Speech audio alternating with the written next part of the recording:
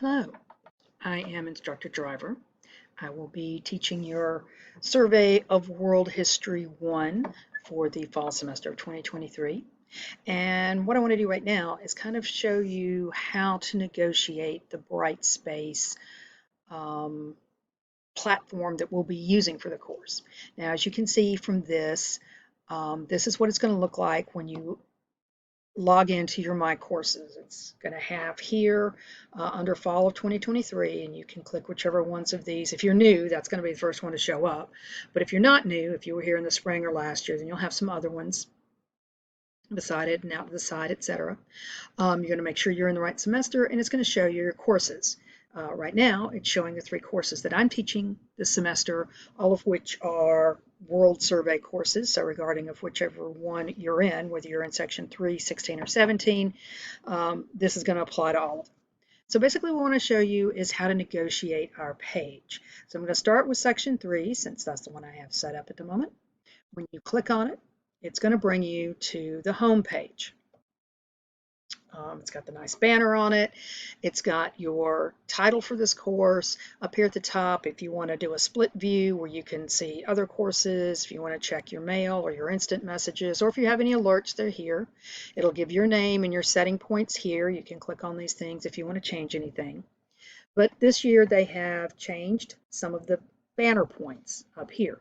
This year you have content, which is I'll show you in just a minute because that's where our layout's going to be.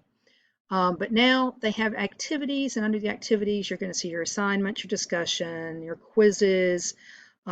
These are, for our course, these are the big 3 you're going to use. We're not going to be using any groups or anything like that, but this is pretty much where you want to go. There's also ProctorU if you need help with history. It's got Zoom now at the top, so if for any reason we need to set up a Zoom meeting, this would be where you'd go to do that. It's also got the grades here, so when you click on that, it's going to show you your grades for the course. It'll give you an up-to-date idea of where you stand based on what you've accomplished so far. And course tools, this is for anything, your locker, your Ally course report, things like that. And support services here. Your GGC help desk, 24/7 helps, the CTE, Kaufman Library, tutor.com, another really good thing they've added this year. The AEC and the CAPS, all of these are areas that you can get to through literally our course itself. All right, so this is technically the top page for the course. It's going to have the announcement section. The very first announcement you're going to have is going to be your Welcome to World Civ video, which I will be doing after this one, so you'll have it, as well as a short write-up of what we're doing in here. On the right, you have a content browser, which sets up the content points week by week. And I'm actually going to take you now to where that is up here, because this is going to be one of the first areas you're going to need to check each week. So the way that I lay out the content for the course, and that is all down the side here on the right, is I have it laid out through your table of contents, basically week by week. The most important stuff, the syllabus, the discussion of plagiarism, your primary source discussions, rubrics, and so forth, are going to be located in this most important stuff section. If you click on it, there you go, that's where we are, and again, I'll have the introductory video there as well.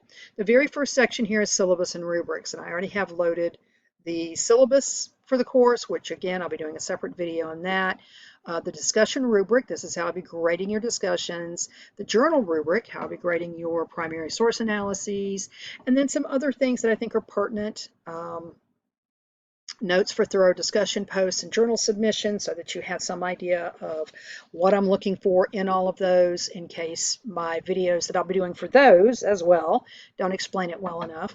The late policy, what bias and historiography are, since those are 2 of the big things we'll be dealing with in here, and how and when to cite, because this is an online course, we'll be doing an extensive amount of writing and synthesizing ideas from multiple different sources, both in your discussion posts and in your primary source analyses or journals.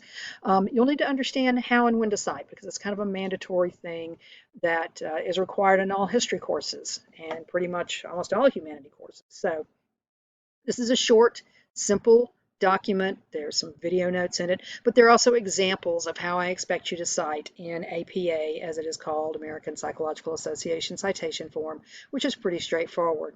The second part of most important things is on plagiarism. There's an extensive area in the syllabus that I'll talk about in the syllabus video, but just in case you want more information, that is here.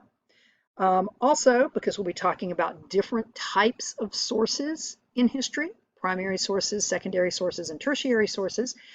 These are some very easy both videos and links to outside sources that will explain those in case you need a refresher. In case you're curious about bias, issues of cognitive bias are discussed here. If you want to look through those.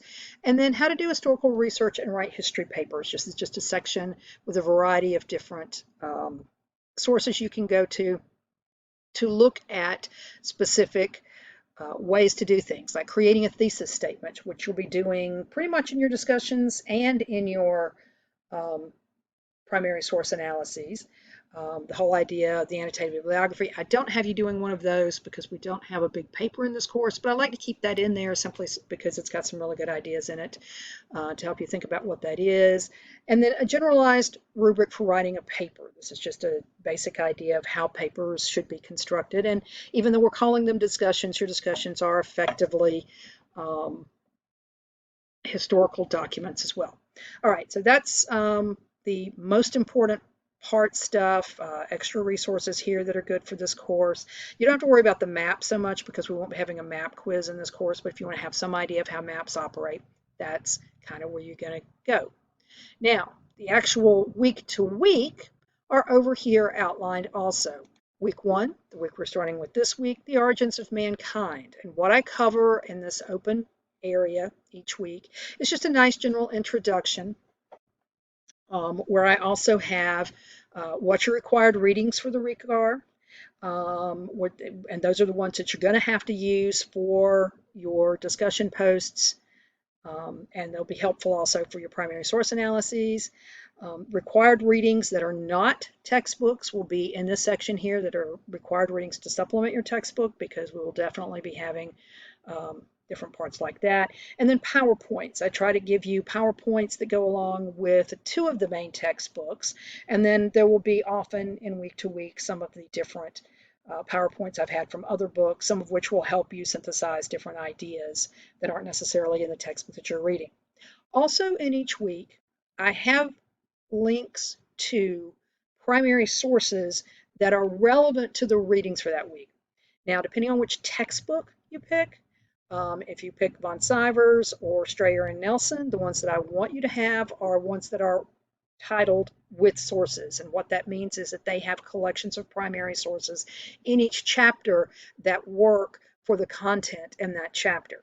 But if you've picked one of the other textbooks, and as I will discuss when we get to the syllabus one, there are 2 online textbooks that are free. I suspect most of you are going to use those, again, because they're, well, free. But they don't have primary sources with them. So we have to find primary sources on our own to cover the information stuff that week. And that's part of why I try to put these primary sources in each week. Any week you go to is going to be laid out effectively in this structure. It's going to have your introduction with your readings. It's going to have the links to required readings that are not in your textbooks. I'm not making you buy anything other than the textbook. And even then, like I said, you have 2 options for textbooks that are effectively free. So you don't actually have to buy anything in this course, but you do have to pay attention and you do have to read all of these things. All right, so this is basically, again, this is your content bar over here on the left. And again, each week it's going to have, and it matches the syllabus rubric as well, the syllabus chart as well. So it's all going to be here laid out. Each time you click on one, it's again going to give you the same thing, the introductory period, the required readings for that week. If it's Frankopan, it's going to be linked, so you don't have to worry about the folder down here for it. And then the PowerPoints, the different PowerPoints. Videos, if there are videos that I think will help you with that week, I've tried to put some of those there. And then again, at the end, your primary sources. All right, so to navigate then, when we get to discussions, you're going to come up here again under activities and go to the discussion page. as of right now, all of your discussions are already laid out. And I've got on them posted when they're due. The first one is due this coming week. It's due, your top post for it will be due by Thursday. Your peer responses, of which you'll need 3, you're going to do 3 over the period of Thursday through Monday. Again, I've put all of your sources, copied and pasted them right here so you can get to them the same way, and then notes on a good discussion post, and I'll have a sample discussion post as well so you can look at it. When you get ready to do your primary sources, again, that also is going to be under activities in this assignments category.